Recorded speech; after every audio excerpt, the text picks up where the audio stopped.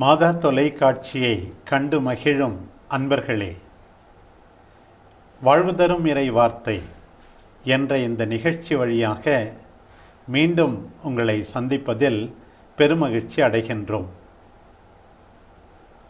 ஆண்டவருடைய வார்த்தை உண்மையாகவே நம் வாழ்வுக்கு விளக்காக அமைகின்றது.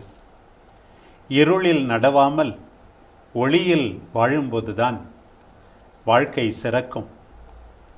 அந்த அடிப்படையில் இன்று ஆண்டவரின் திருமுழுக்கு பெருவிழாவின் இறைவாக்கு பகுதிகளை பற்றி சிந்திக்க இருக்கிறோம். இன்றைய முதல் வாசகம் எஸ்ஐயா இறைவாக்கினர் நூலிலிருந்து எடுக்கப்பட்டுள்ளது. அதிகாரம் 42, 1 முதல் 4 வரை மற்றும் 6 முதல் 7 வரை உள்ள இறைவசனங்கள். இஸ்ரேல் மக்கள் பாபிலோனுக்கு நாடு கடத்தப்படுகிறார்கள். 587ஆம் ஆண்டு. 538ஆம் ஆண்டு சைரஸ் மன்னனால் இங்கு மக்கள் மீண்டும் வருகிறார்கள். ஆகவே இப்படிப்பட்ட ஒரு சூழலில் இங்கு 2ஆம் ஏசாயா இறைவாக்குரைக்கிறார். ஆனால் 2ஆம் ஏசாயாவினுடைய இந்த 40 to 55 அதிகாரத்தில் மிக முக்கியமான அல்லது மிக முகமையான இறையியல் கருத்து என்பது ஆண்டவருடைய ஊழியன். இந்த ஆண்டவரின் ஊழியர் யார் என்ற கேள்வி என்பது எழும்புகிறது. எஸ்ஐயா தன்னை ஊழியனாக காண்பிக்கிறாரா? ஒருவேளை முதல் எஸ்ஐயாவில் 20ஆம் அதிகாரம் 3வது வசனத்தில் அங்கு தன்னை ஒரு ஊழியனாக காண்பிக்கிறார். அதே நேரத்தில் அங்கு ஆட்சி செய்த முதல் எஸ்ஐயாவில் ஆட்சி செய்த எசேக்கியாவை ஒரு ஊழியனாக பார்க்கக்கூடிய பார்வை என்பது 22வது அதிகாரத்தில் 20வது வசனத்தில் பார்க்கிறோம். ஆனால் இங்கு யாரை ஊழியராக காண்பிக்கிறார்? ஒரு சில அறிஞர்கள் எரேமியா இறைவாக்கினர் கூட துன்புறும் ஊழியனாக இருந்திருக்கலாம், அல்லது சைரஸ் மன்னனையே ஒரு ஊழியனாக காண்பிக்கக்கூடிய பார்வை. இன்னும் ஒரு சில பேர் பரந்துபட்ட பொருளில் ஒரு மோசையை ஒரு ஊழியனாக துன்புறும் ஊழியனாக பார்க்கக்கூடிய பார்வை. பிற்காலத்தில் இயேசுவை ஒரு துன்புறும் ஊழியனாக பார்க்கக்கூடிய பார்வை. ஆகவே இந்த 2ஆம் ஏசாயாவில் ஆண்டவரின் ஊழியன் என்ற கருத்தின் அடிப்படையில் ஏறக்குறைய 4 பாடல்கள் இருக்கின்றன. அதில் முதல் பாடல் தான் இன்றைக்கு முதல் வாசகமாக வைத்திருக்கிறோம். 4 முக்கியமான அடையாளங்கள்: நாடு, மொழி, கடவுள், சட்டம். அதோடு சேர்த்து சில நேரத்தில் அந்த கடவுளோடு சேர்ந்த ஓய்வு நாள், இவற்றை இழந்து நிற்கிறாங்க. அந்த இழந்து நிற்கிறவங்களுக்கு கடவுள் என்ன சொல்கிறாரு? கடவுள் ஆவியால் நிரப்பப்பட்ட ஒருவரை அனுப்புகிறார். அனுப்பப்பட்டு என்ன செய்கிறார்? அந்த நபர் நீதியை நிலைநாட்டுகிறார். இதன் வழியாக கடவுள் தன் மக்களை ஒளியாக இருக்குமாறு அழைக்கிறார். ஆக அனுப்புதல், நிலைநாட்டுதல், அழைத்தல், இந்த 3 வார்த்தைகளில் தான் இன்றைய முதல் வாசகம் சுழல்வதை நாம் பார்க்கிறோம். இதுவரைக்கு இல்லாத ஒன்று புதிதாக நடப்பதை அறிமுகம் செய்வதற்கு இதோ அப்படிங்கிற வார்த்தையை பயன்படுத்துவது மரபு.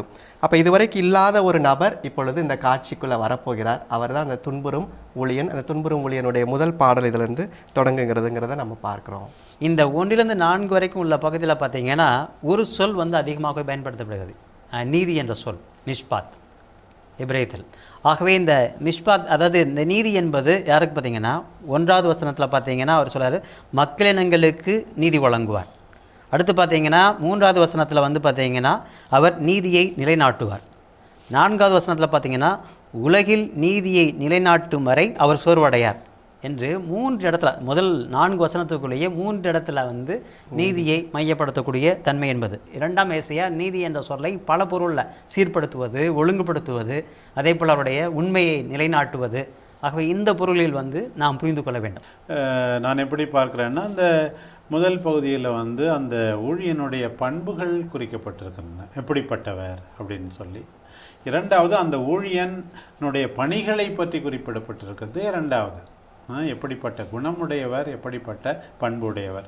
இறைவனால் அழைக்கப்படுகிறவர்கள் இப்படித்தான் இருக்க வேண்டும். இது இந்த திருமுழுக்கு விழாவில் சிறப்பான விதத்தில் திருமுழுக்கினால் அழைக்கப்பட்டிருக்கிற நாம் எத்தகைய பண்புடையவர்களாக இருக்க வேண்டும், எந்த பண்புகள் நம்மிடம் இருக்கின்றதா? நாமும் ஒரு விதத்தில் இறை ஊழியர்கள் தானே.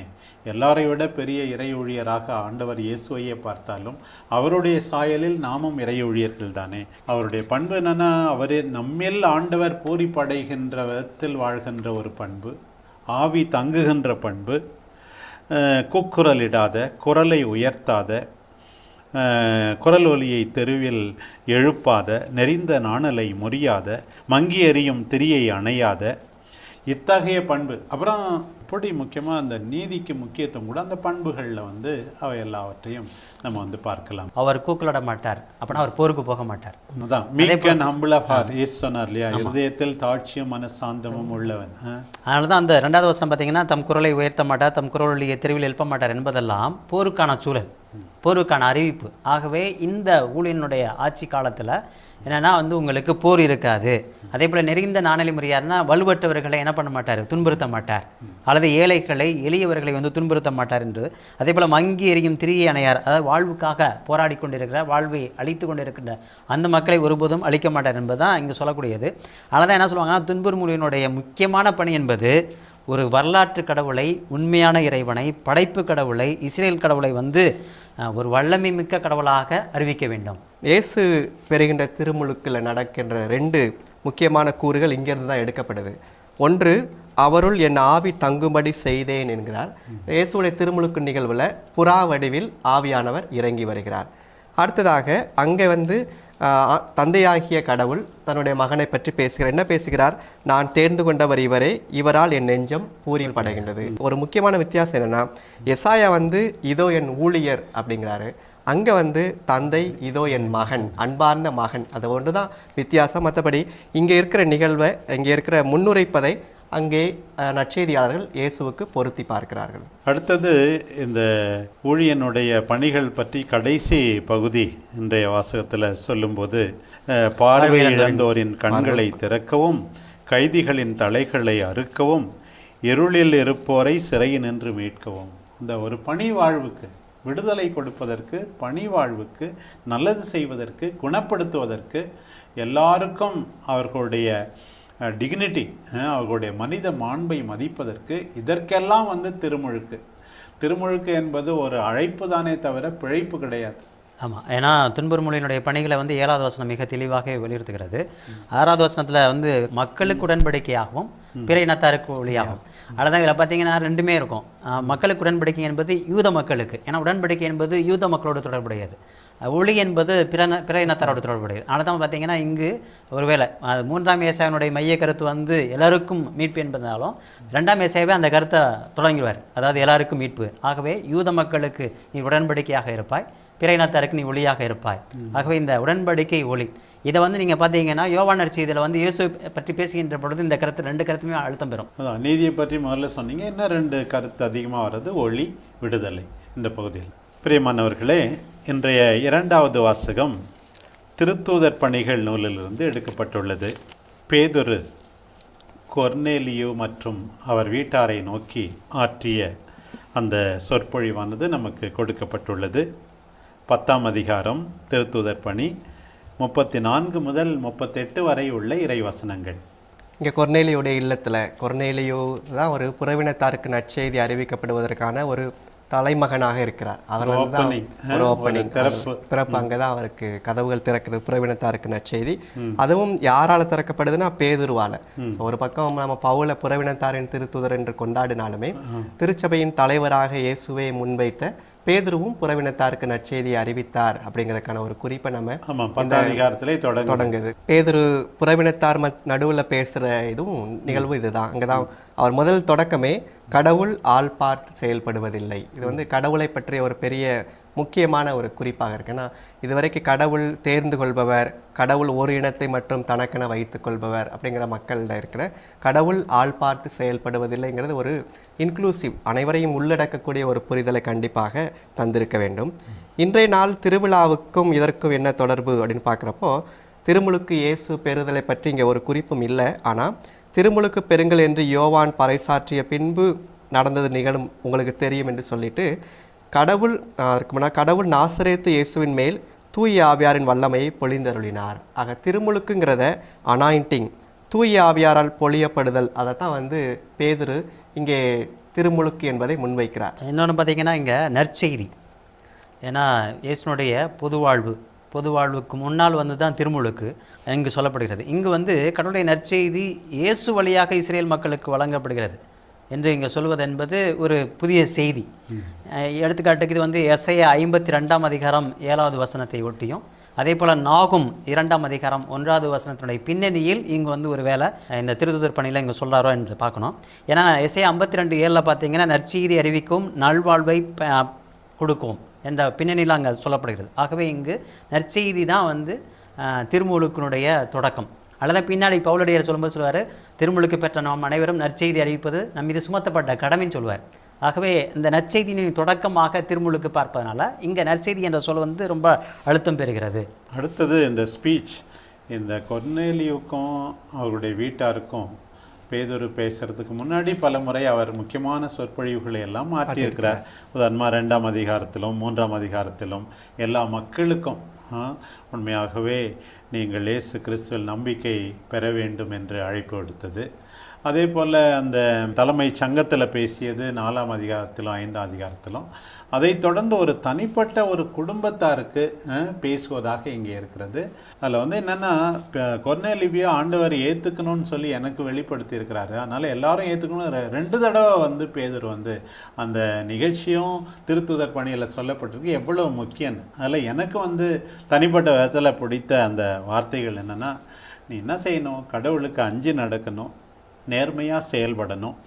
ஆண்டவர் இயேசு சென்ற இடமெல்லாம் ஆவியால் நிரப்பப்பட்டவர், என்ன ஒரு விதத்தில் திருமுழுக்கு பெற்றவர், ஆவியால் நிரப்பப்பட்டார். ஆவியால் நிரப்பப்பட்டவர் சென்ற இடமெல்லாம் நன்மையை செய்து கொண்டு சென்றது போல நீயும் செய்யணுன்றதை உணர்றதை பார்க்கணும்.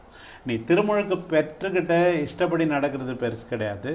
கடவுளுக்கு அஞ்சு நடக்கிறியா, அடுத்தது நேர்மையோடு செயல்படுகிறாயா, செல்லும் இடமெல்லாம் நன்மையை செய்து கொண்டு செல்கிறாயா. இந்த கருத்தை வந்து எப்படி கடவுள் பாரபட்சம் காட்டுவதில்லை, எல்லாரையும் ஏற்றுக்கொள்கிறார். அந்த எல்லாரிலும் இப்படி வாழ்பவர்கள் தான் அவருக்கு சொந்தமானவர்கள் என்கிற கருத்தை மிக அழகாக பேதுரு சொல்வதாக நான் பார்க்கிறேன். இதில் இந்த பகுதி முழுமையாக பார்த்தீங்கன்னா 34லேருந்து 43 வரைக்கும் நம்ம பார்த்தோன்னா இதில் எல்லாத்தையுமே சொல்லுவார். இயேசுனுடைய அந்த வாழ்வு, இயேசுனுடைய பணி, இயேசுனுடைய இறப்பு, உயிர்ப்பு எல்லாத்தையுமே முழுமையாக சொல்லுவார் இந்த பேதுருடைய உரையில் வந்து முழுமையாக. அப்போ இயேசுனுடைய நற்செய்தி என்பது எல்லாவற்றையும் உள்ளடக்கியது. அவருடைய வாழ்வு, அதே போல் அவருடைய பிறப்பு, வாழ்வு, அதே போல் இறப்பு, உயிர்ப்பு எல்லாத்தையும் உள்ளடக்கி தான் நற்செய்தி. அதை வந்து இங்கே ரொம்ப தெளிவாகவே சொல்லுவார், அதாவது அந்த உரையில். ஆகவே நற்செய்தின்னா என்ன என்பதற்கான ஒரு விளக்கம் போல் இங்கே நம்ம புரிந்து கொள்ளலாம். நீங்கள் சொன்ன மாதிரி திருமுழுக்கு பெற்றவருடைய கடமையை இங்கே கொர்நேலியுக்கு அளவு வீட்டாருக்கும் பேதுரு அவங்களுக்கு திருமுழுக்கு கொடுக்கறதுக்கு முன்னாலே சொல்கிறாங்க. நிகழ்வில் பார்க்குறோம், கடைசியில் அவள் தண்ணீரால் திருமுழுக்கு பெற நமக்கு என்ன தடையாக இருக்க முடியும், தடுக்க முடியும்னு சொல்லி தண்ணீரால் திருமுழுக்கு கொடுக்கிறார். கொடுப்பதற்கு முன்னால் உள்ள 2 கடமைகள் பார்க்குறப்போ, அழகையின் கொடுமையிலிருந்து உட்பட்டிருந்த அனைவரையும் இயேசு விடுவித்தார். 1, நன்மை செய்து கொண்டே சென்றார். எதிர்மறையாக உள்ள இதைத்தான் நம்ம கூட திருமுழுக்கு கொடுக்கின்ற அந்த நிகழ்வுகளை வழிபாட்டிலே பார்க்கிறோம். அழகையும் அதன் மாய கவர்ச்சிகளையும் விட்டு விடுவீர்களா. அப்ப முதல் ஜெபமே கூட பேய் ஓட்டும் ஜெபம் என்றுதான் சொல்லிவிட்டு அப்புறம் பிறகு இதையும் கேட்கிறோம். அந்த நிலையில திருமுழுக்கு அந்த இயேசு செய்தது, கடவுள் அவரோடு இருந்ததால் அழகையின் கொடுமைக்கு உட்பட்டிருந்த அனைவரையும். அப்ப திருமுழுக்கு பெறுபவர் முதல்ல அழகையின் பிடியிலிருந்து விடுபடுகிறார்ங்கிற ஒரு புரிதல் நம்ம வழிபாட்டில் கொண்டாடுறதை நம்ம இங்கே இருக்கிற நிகழ்வுகளை பார்க்கிறோம். அழகை என்பது முக்கியமா அந்த பாவத்திலிருந்து விடுதலை. ஆமாம்மா, அது உங்களுக்கு தொடக்க பாவம், நம்ம ஆதி பாவம் சொல்லணும்ல இது. அதே போல் இன்றைக்கு இருக்கக்கூடிய பாவச்சூழல் எல்லாவற்றையும் உள்ளடக்கிய ஒன்று. அது வந்து திருமுழுக்குரிய அந்த ஃபார்முலா சொல்லணும்ல, அதை வந்து இறக்கவே இங்கே சொல்ல மாதிரி இருக்கும். அந்த பின்னணியில் நமக்கு இங்கே புரிந்து கொள்ள வேண்டியிருக்கும். அதனால் வந்து வழக்கமாக சொல்லுவாங்க, இயேசுவுக்கு மறுபெயர் நன்மை செய்தல். அந்த இதை கருத்தை வந்து இங்கே ரொம்ப வலியுறுத்துறார். நீங்கள் திருமுழுக்கு பெறுவது மட்டும் இல்லை, மாறாக திருமுழுக்கு பெற்ற நாம் ஒவ்வொருவருமே எப்பொழுதுமே நன்மை செய்ய வேண்டும். இப்போ வழக்கமாக என்ன பண்ணாங்க, முன்னாடிலாம் கிறிஸ்தவங்க ரொம்ப நல்லவங்கப்பா அப்படின்னு ஒரு பார்வை நம்ம மேலே இருந்துச்சு. எந்த பின்னணிலாம் இதுதான், நம்ம எப்பொழுதுமே நன்மை செய்வோம். ஏன்னா நம்முடைய பணி என்பதெல்லாம் இறக்க பணி. அது கல்வி பணியாக இருக்கலாம், மருத்துவ பணியாக இருக்கலாம். நாம் செய்யக்கூடிய அனைத்து பணிகளுமே இந்த இயேசுனுடைய அந்த நன்மைத்தனத்தின் அடிப்படையில் நாம் பணிகள் செய்து கொண்டிருந்தோம். ஆனால் இன்னைக்கு அந்த பேர் எப்படி இருக்கிறது என்பது நாமளே நம்மளை திறனாய்வு செய்ய வேண்டிய சூழல் நம்ம இருக்கோம். அதான் நீங்கள் நன்மை செய்யணுன்றதை பற்றி எனக்கு உடனே ஞாபகம் வருது. நம்முடைய பாசமான தந்தை ஒயர் தீராஜ் அவர் வந்து இந்த திவ்ய நன்மை வாங்குகிறோம் இல்லையா, அதை பற்றி சொல்லும்போது அழகாக சொல்லுவார், கையை நீட்டி நாக்கை நீட்டி நன்மை வாங்கினா போதாது, கையை நீட்டி நன்மை செய்யணும். நன்மை வாங்குகிறோம், நன்மைன்னு சொல்கிறோம், ஆண்டவரையே திவ்ய நன்மைன்னு சொல்கிறோம். உண்மைதான், அது இயேசுக்கு இன்னொரு பெயர் நன்மைன்றது அந்த அருள் அடையாளத்திலும் மிக பொருத்தமாகிறது. அதனால் இந்த 2ஆம் வாசகம் நமக்கு கொடுக்கக்கூடிய, இன்றைய விழாவுக்கு கொடுக்கக்கூடிய அழைப்பு என்பது திருமுழுக்கு பெற்ற நாம் அனைவருமே இயேசுவை போன்று எப்பொழுதும் நன்மை செய்ய வேண்டும். அதுதான் கொர்நேலியுக்கு கொடுக்கக்கூடிய அழைப்பாகவும் இருக்கிறது. அன்பர்களே, ஆண்டவரின் திருமுழுக்கு விழாவாகிய என்று நமக்கு கொடுக்கப்பட்டுள்ள நற்செய்தி பகுதி மத்தேயு நற்செய்தியில் ஆண்டவர் இயேசு திருமுழுக்கு யோவானிடம் திருமுழுக்கு பெறுகின்ற அந்த பகுதி 3ஆம் அதிகாரம் 13 முதல் 17 வரை உள்ள இறைவசனங்கள். அந்த பகுதியை பற்றி சற்று சிந்திப்போம். இங்கு இயேசு வந்து கலிலேயாவில் நாசரேத்தில் வாழ்ந்ததாக 2:23 கூறக்கூடிய மத்தேயு இப்போது கலிலேயாவிலிருந்து யூதேயாவில் உள்ள யோர்தானுக்கு வருகிறார் என்று சொல்கிறார். ஒரு இடமாற்றம் தான் ஏறக்குறைய. பணி தொடக்கம் என்பது எப்பொழுதுமே கலிலேயாவில் தான் இருக்கும். எல்லா ஒத்தமை நற்செய்தியாளர்களும் சொல்லக்கூடியது வந்து கலிலேயாவில் அவருடைய பணி முழுவதுமே ஏறக்குறைய கலிலேயாவை மையப்படுத்தியதாக இருக்கிறது. கடைசியாக சாவுக்கு முன்னால் தான் எருசலேமை நோக்கி போனதாக இருக்கும். ஆகவே ஆனால் இங்கு யூதேயாவில் உள்ள யோர்தானுக்கு போகிறார் என்பது இங்கு இயேசுனுடைய அந்த 30 ஆண்டுகால மறைமுக வாழ்வை குறிப்பதாக இருக்கிறது. அதே போல் வந்து அவருடைய பயணம் அங்கிருந்து 3 நாள் பயணம் போகிறது. ஆகவே அவருடைய இனிமேல் வந்து வாழ்க்கை என்பது 3 ஆண்டு காலம். 3 நாள் பயணம் என்பது 3 ஆண்டு கால பயணத்தை குறிக்கக்கூடியதாக கூட இருக்கலாம் என்று ஒரு சில அறிஞர்கள் சொல்கிறாங்க. இங்கே பலர் நம்மளோட கேட்குற கேள்விகளை நம்ம மனசில் வைக்கலாம். இயேசுவே பெரிய ஆளான பிற்பாடு தான் ஞானஸ்நானம் பெற்றார், திருமுழுக்கு பெற்றார். நாம் ஏன் குழந்தைகளுக்கு திருமுழுக்கு கொடுக்கணும் அப்படின்னு பார்க்குறப்போ, இயேசுவோடைய திருமுழுக்கு நிகழ்வு வந்து யோர்தானுக்குள் இறங்குற வந்து இயேசுவை பொறுத்தளவு ஒரு இறையியல் கட்டாயம். ஏன்னா முதல் ஏற்பாட்டில் யோசுவா யோர்தானுக்கு இறங்குற அவருடைய தலைமையில் கானான் நாட்டிற்குள் மக்கள் நுழைகிறாங்க. அப்போ இயேசு வாக்களிக்கப்பட்ட நாட்டிற்குள் புதிய இஸ்ராயல் மக்களை அனுப்பி செய்கிறார். அப்போ புதிய இஸ்ராயல் மக்களின் பிதாமகனாக இருக்கக்கூடிய இந்த இயேசுவும் யோர்தானுக்குள் இறங்கியாக வேண்டிய கட்டாயம். ஆக இது வந்து குழந்தை திருமுழுக்கு வயது வந்த ஒரு திருமுழுக்கு பற்றிய ஆர்குமெண்ட்டுக்காக அல்ல. இயேசுவை பொறுத்தளவில் அவருடைய திருமுழுக்குடைய நோக்கம் என்னென்னா அவருடைய பணி தொடக்கம். அதனால தான் அடுத்த கேள்வி வந்து ரொம்ப நியாயமானதாக இருக்கும். அதாவது பாவம் எதுவும் அறியாத இறைமகன் இயேசு வந்து திருமுழுக்கு பெற வேண்டுமா அப்படிங்கிற கேள்வி என்பது ரொம்ப நியாயமானதான். இப்போ ஏன்னா நம்மளுடைய புரிதல் என்னென்னா, திருமுழுக்கு என்பது ஏதோ பாவத்திலிருந்து நாம் கழுவப்பட்டு ஒரு புதிய வாழ்வு. நம்முடைய புரிதல் என்பது திருச்சபையில் உறுப்பினராக மாறுகிறோம். அதே போல் பாஸ்கா மறைபொருளில் பங்கெடுப்பதற்கான உரிமையை நாம் பெறுகிறோம் திருமுழுக்கு வழியாக. ஆனால் இங்கே வந்து கேட்கக்கூடிய கேள்வி என்பது ஒரு அறநெறி சார்ந்த கேள்வி தான். அவர் பாவமே அறியலை, ஏன் திருமுழுக்கு பெற வேண்டும் என்ற கேள்வி என்பது இன்றைக்கி நமக்கு தூக்கியிருக்கிறது.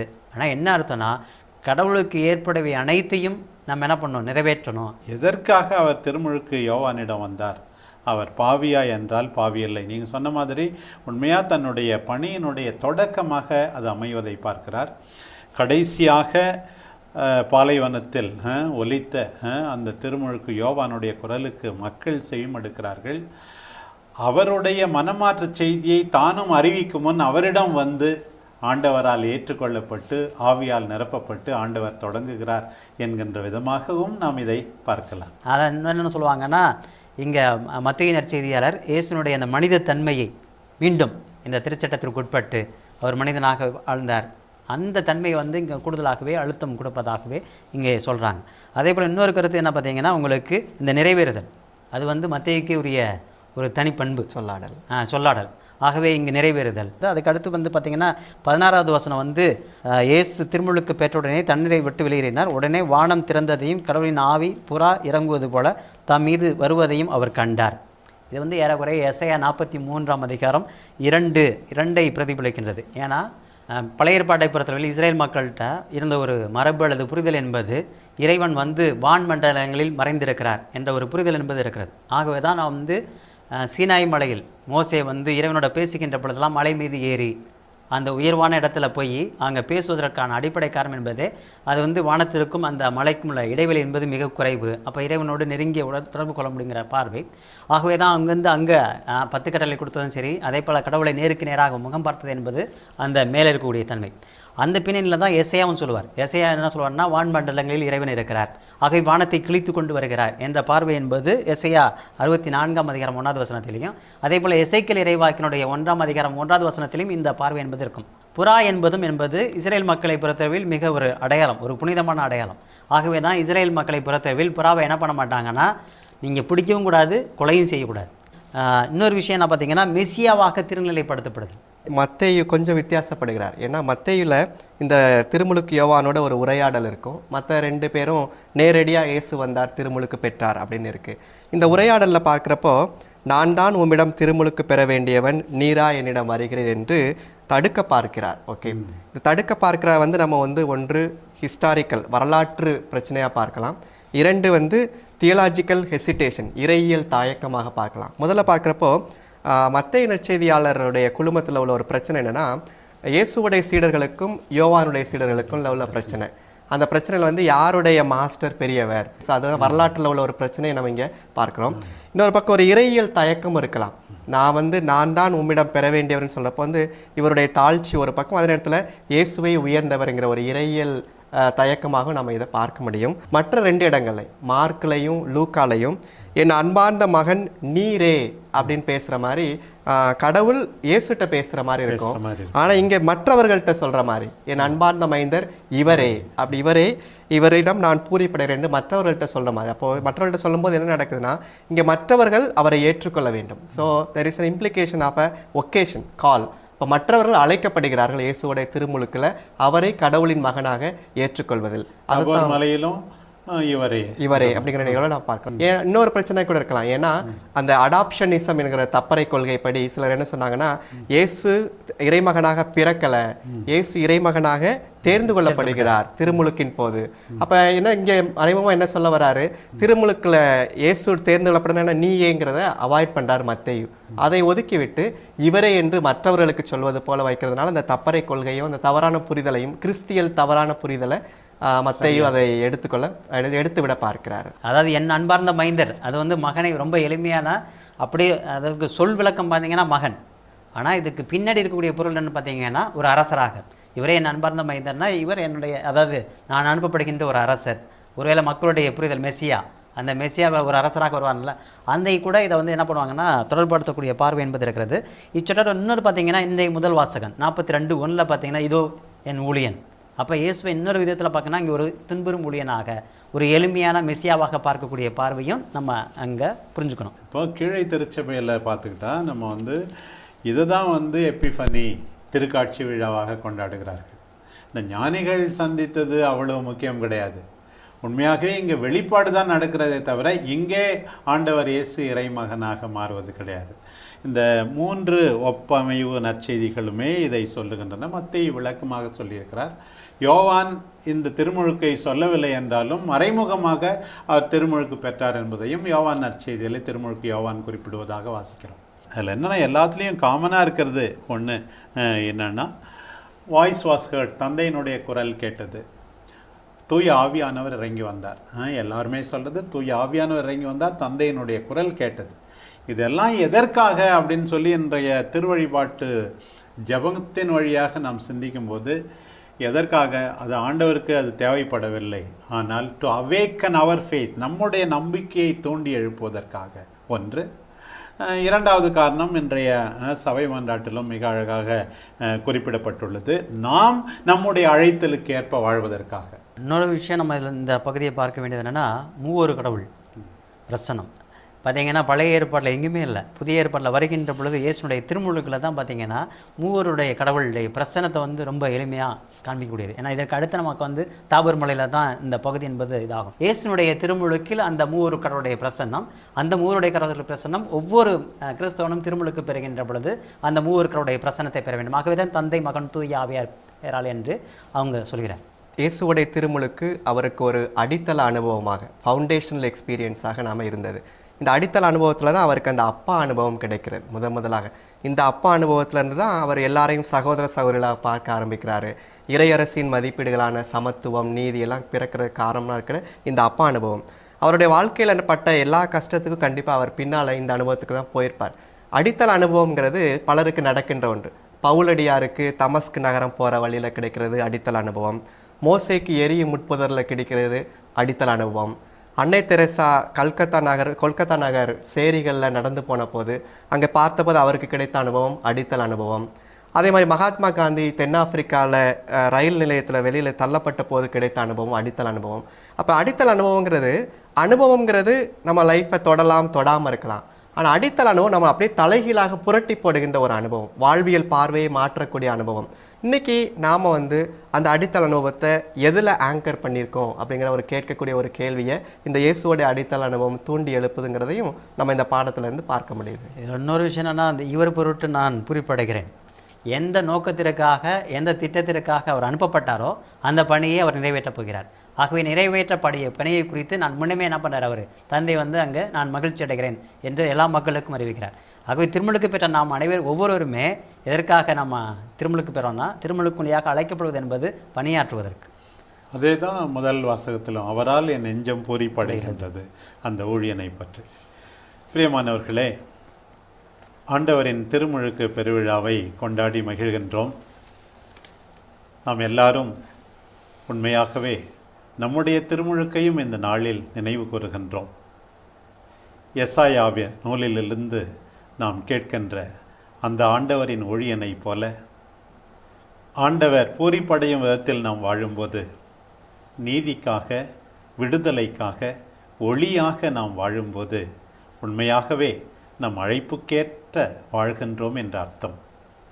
ஆண்டவர் ஆள் பார்த்து செயல்படுவதில்லை, எல்லா மக்களுக்கும் சொந்தமானவர் என்று கொர்நேலியுவை ஏற்றுக்கொண்டதன் வழியாக பேதுரு வெளிப்படுத்துகிறார்.